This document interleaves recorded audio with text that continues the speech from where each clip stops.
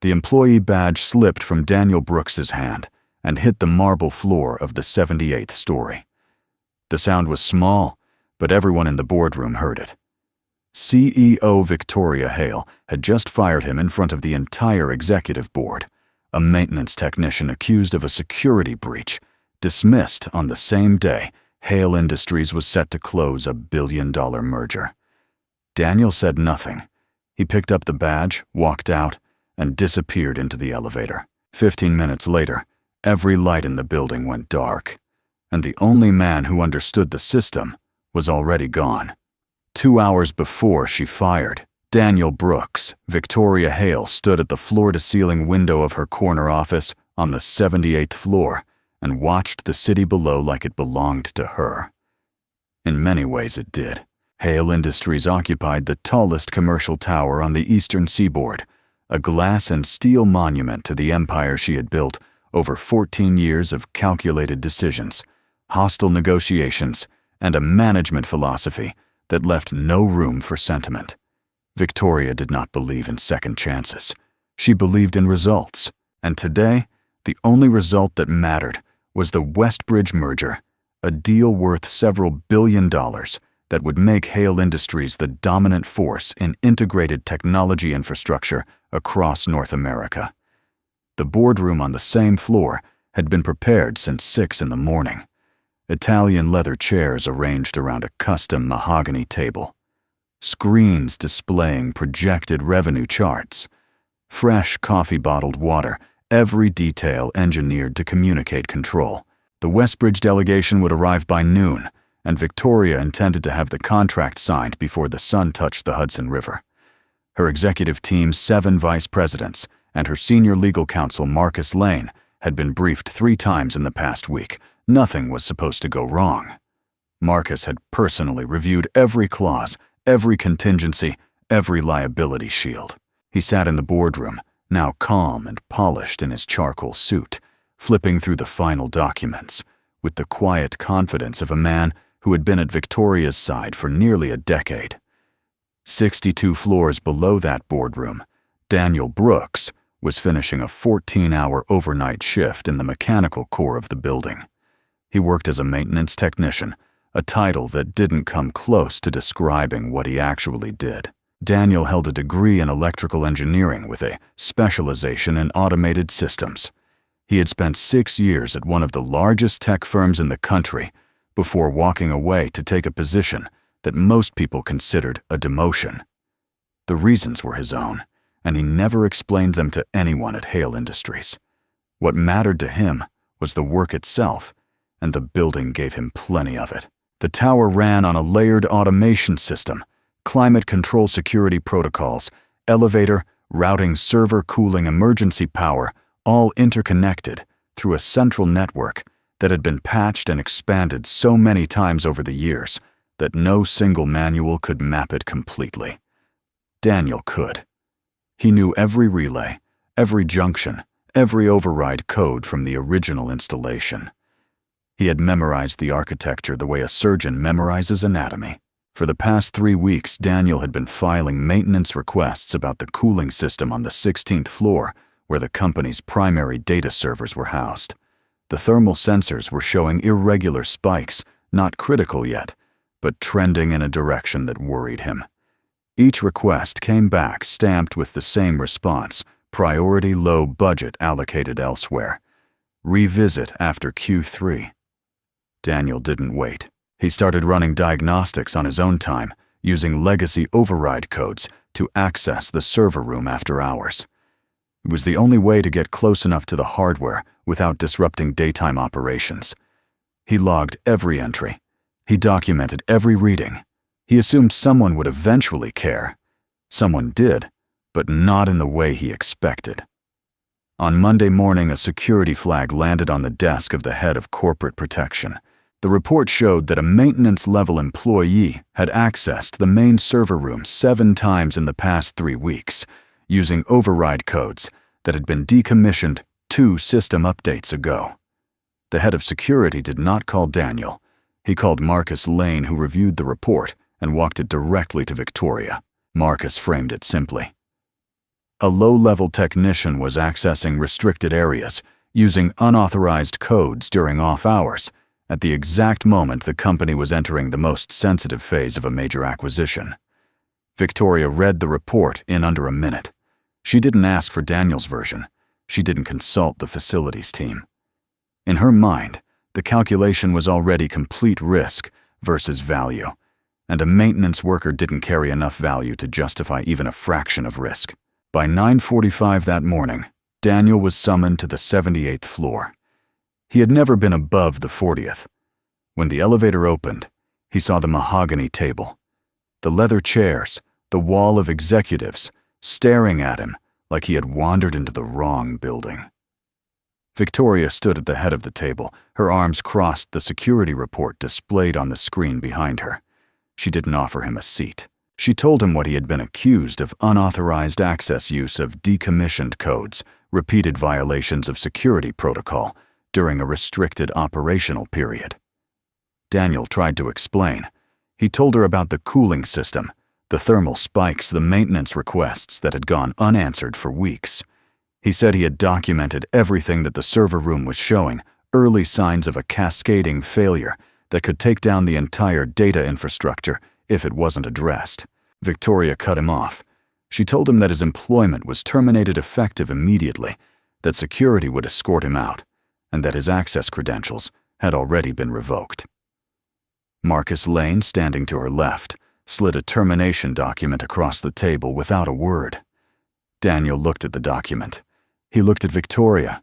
He looked at the room full of people who had never once set foot on the floors where the building actually functioned.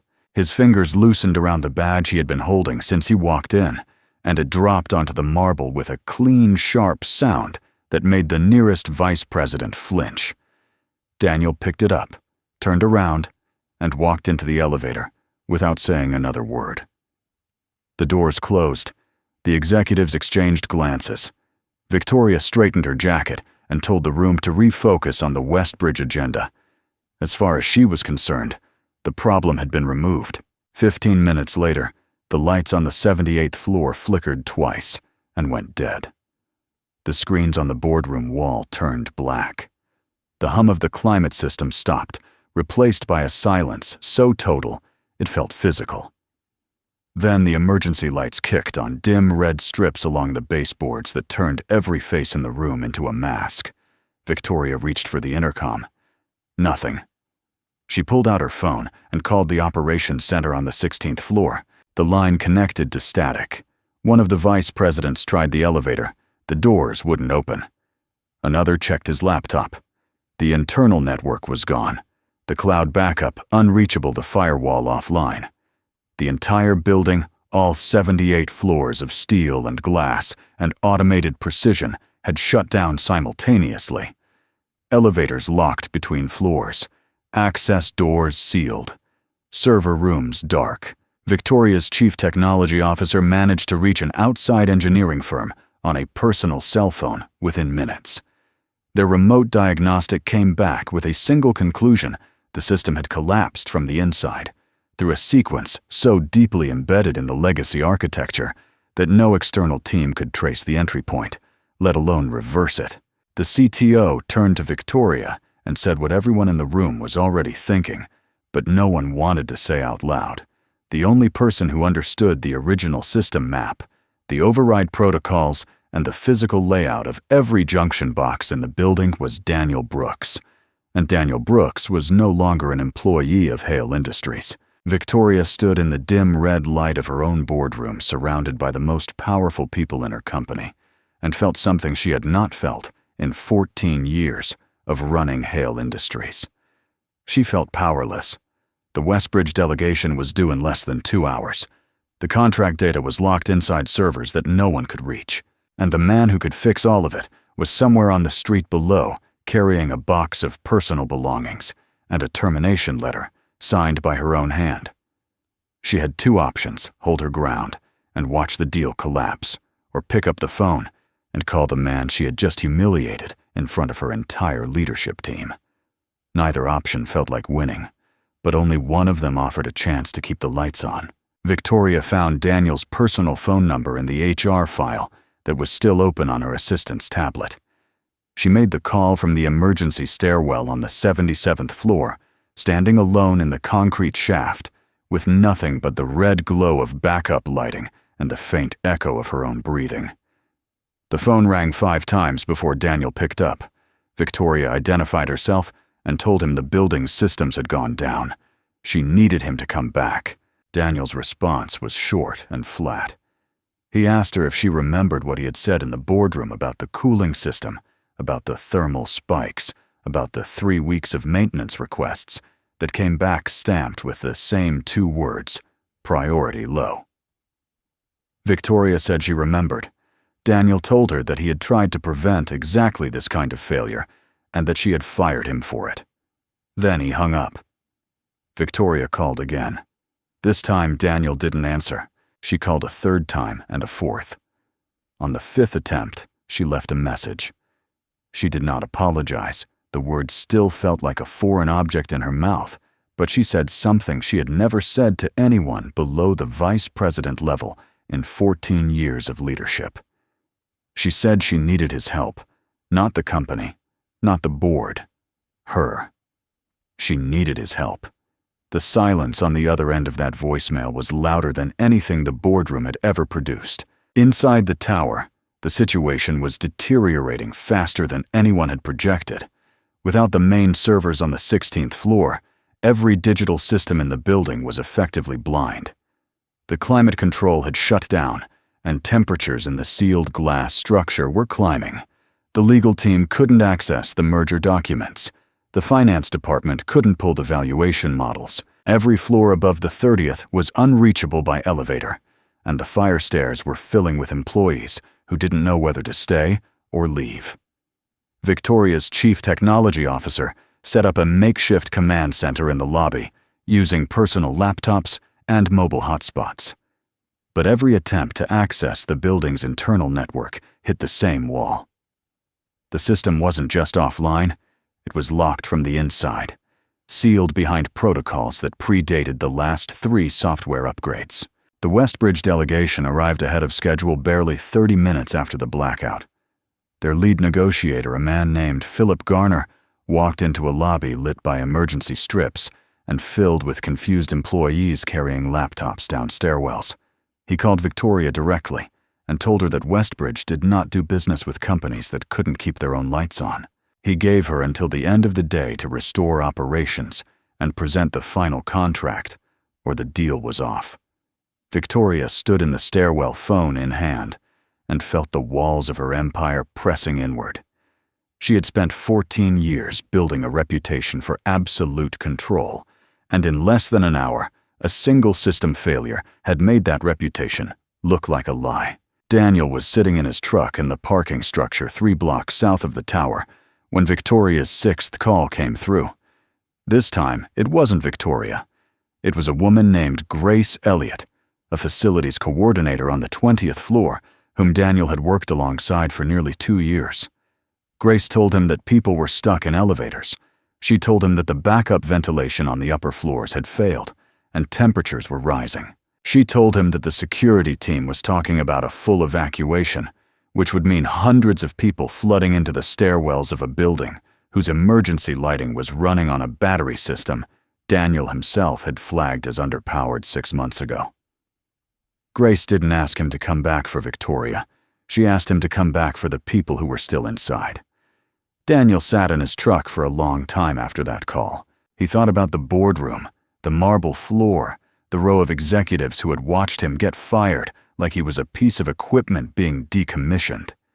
He thought about the look on Victoria's face, not cruel exactly, but vacant, as if dismissing a person who had kept her building alive for 2 years required no more emotional investment than canceling a software subscription. And then he thought about Grace and about the security guard on the 12th floor who always saved him a coffee, and about the HVAC team on the 9th floor who called him when their own supervisors couldn't solve a problem. Those people hadn't fired him. Those people didn't even know what had happened in the boardroom.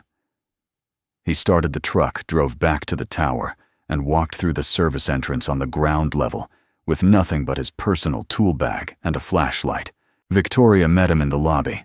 She had walked down all 77 flights of stairs in heels she had since kicked off and abandoned somewhere around the 40th floor. She stood barefoot on the polished concrete, surrounded by her executive team, and watched Daniel walk past her without a word. He went straight to the service elevator shaft, pried the doors open manually, and descended into the mechanical sublevel using the maintenance ladder. Victoria followed him to the shaft entrance and looked down into the dark.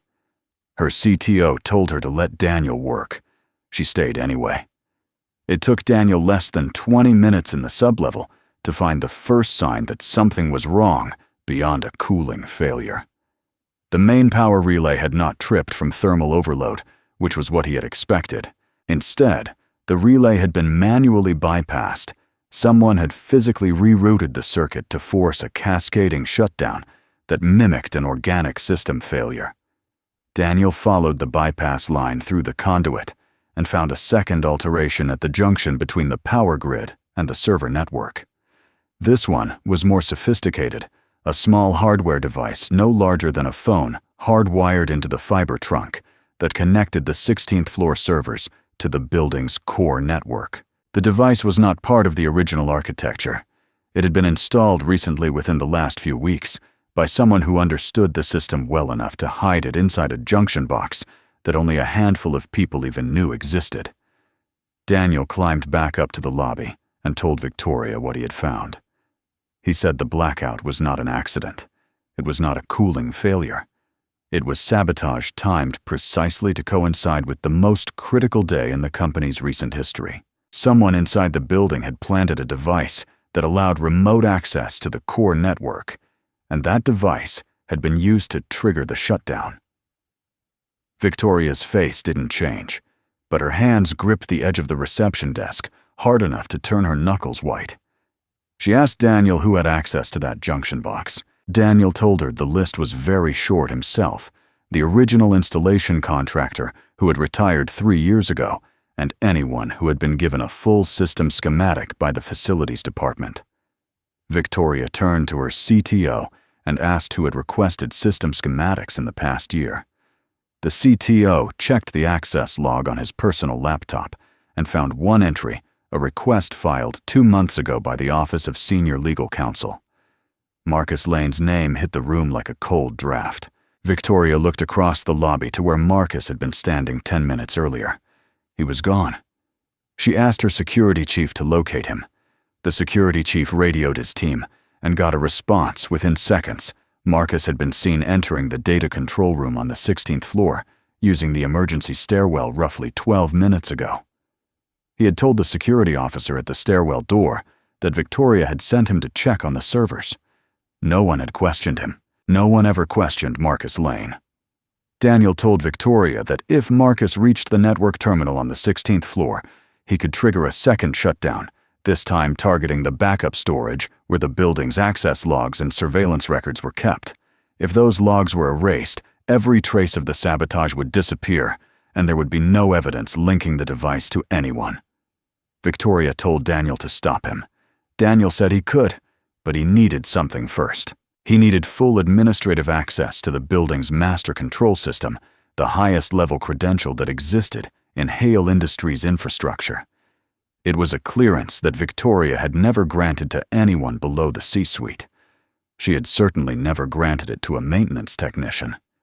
Daniel told her plainly without that access, he couldn't override the lockout that Marcus would trigger from the 16th floor. Victoria would have to decide in the next 60 seconds whether she trusted a man she had fired 3 hours ago more than a man she had trusted for nearly 10 years. While Victoria wrestled with that decision, the pressure from outside was mounting. 2 members of the board of directors had already called demanding an explanation for the blackout that was now trending across financial news feeds. The Westbridge delegation's deadline was 6 hours away and counting. A reporter from a major business outlet had reached the company's communications director and was asking whether the systems failure was related to the pending merger. And inside the building, the board members who had flown in for the signing ceremony were now trapped on the 52nd floor, sending increasingly sharp messages about liability, shareholder exposure, and the need for someone to be held accountable. The phrase they kept using was, "Find out who's responsible," but what they really meant was find someone to blame. Victoria knew that if she couldn't deliver answers, the board would manufacture their own, and the easiest target would be the CEO, who had let it happen on her watch. Daniel stood in front of her waiting. He didn't pressure her. He didn't repeat himself. He simply stood there with his tool bag over one shoulder and a flashlight in his hand, looking like exactly what Victoria had always seen him, as a maintenance worker, a low-level employee, a name on a spreadsheet that didn't carry enough weight to matter.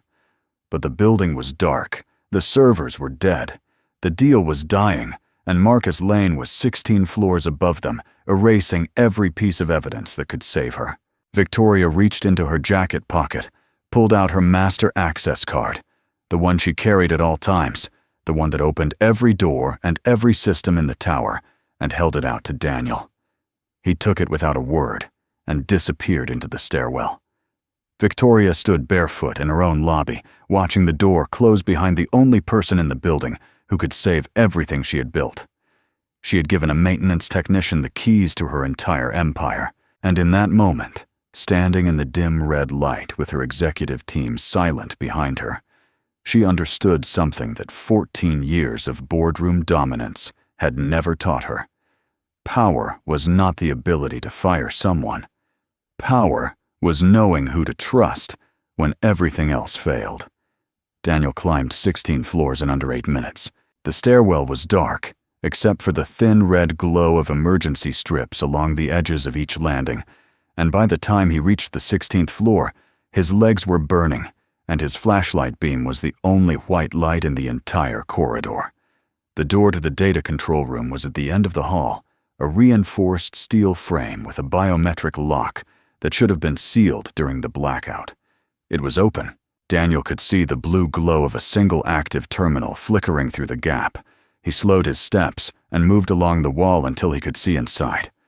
Marcus Lane was standing at the main network console, typing with the focused speed of a man who knew exactly what he was doing and how little time he had to do it. The terminal screen showed a system administration interface, the kind that only existed on hardwired stations that operated independently of the main network.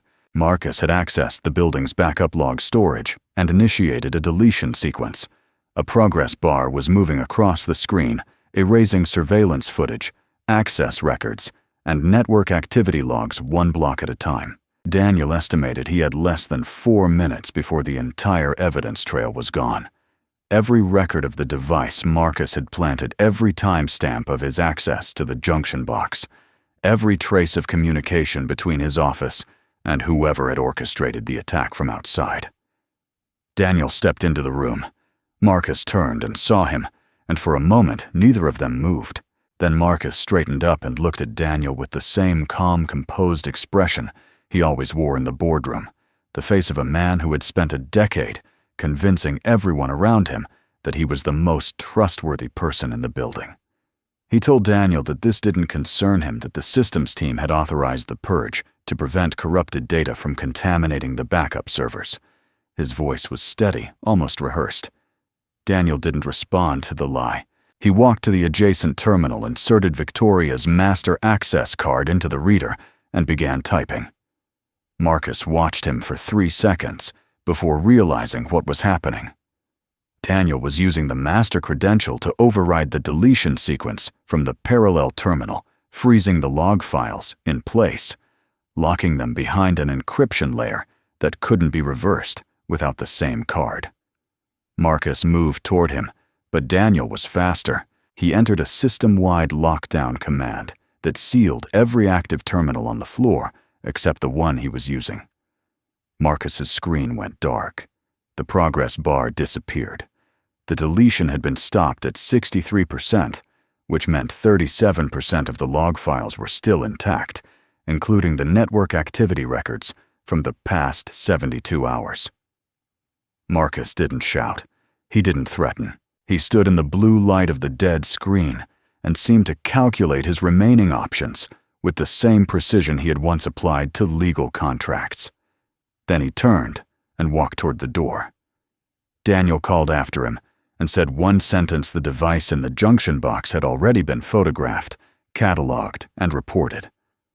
Marcus stopped in the doorframe. Daniel told him that the remaining logs contained enough data to trace every remote connection made through that device, including the IP addresses, the timestamps, and the routing path that led to an external server. Marcus didn't look back. He walked into the corridor and disappeared into the stairwell. Daniel spent the next 90 minutes working alone on the 16th floor. He disconnected the sabotage device from the fiber trunk, restored the manual bypass on the main power relay, and began bringing the building back online one section at a time. He started with the emergency systems elevators, ventilation, fire suppression, then moved to the data servers, restarting each rack individually to avoid a surge that could damage the hardware. By the time he powered up the core network and reconnected the upper floors, the sun was already low over the river, and the tower began to glow again from the inside, out floor by floor, like something coming back to life. Victoria was still in the lobby when the lights returned. She watched the overhead panels flicker on and heard the hum of the climate system resume behind the walls, and for the first time that day, she exhaled. Her CTO confirmed that the servers were back online, the merger documents were intact, and the internal network was fully operational. Victoria called Philip Garner at the Westbridge Delegations Hotel and told him the building was restored and the contract was ready for review. Garner was skeptical, but agreed to return within the hour. The deal was not dead yet. Upstairs, Daniel had already transmitted the preserved log files to an external forensic server and backed up the evidence on 2 separate encrypted drives. The data told a clear story. The sabotage device had been communicating with a server registered to a shell company, and that shell company's incorporation documents, filed 7 months earlier, listed a registered agent whose firm had a single institutional client, Titan Holdings. Titan was Hale Industries' largest competitor in the infrastructure sector and had publicly opposed the Westbridge merger in 3 separate filings with the Regulatory Commission. The connection between Marcus Lane and Titan Holdings was buried under layers of legal abstraction, but the network logs cut through all of it. Marcus had opened a back door into his own client's building and handed the keys to the competition. Victoria received the full report from Daniel that evening after the Westbridge contract had been signed in a boardroom that still smelled faintly of overheated circuitry. She read it in her office with the door closed and the city lights spread out below her, like they always had been. But the view felt different now. She had built this company on the principle that every problem could be solved by the person at the top of the chain, and that the people at the bottom existed only to execute orders. That principle had nearly cost her everything. The man who saved her empire wasn't on her executive team. He wasn't in her leadership pipeline. He was someone she had looked straight through for 2 years and then thrown away the moment he became inconvenient. Marcus Lane was arrested the following morning at the international terminal of JFK Airport.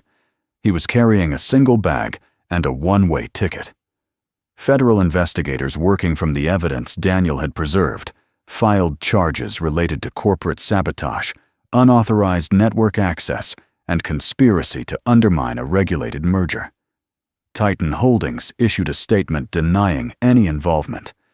The investigation was ongoing, but the evidence spoke clearly enough. 3 months later, Hale Industries completed a full restructuring of its operational infrastructure. Every legacy system was audited. Every override code was updated.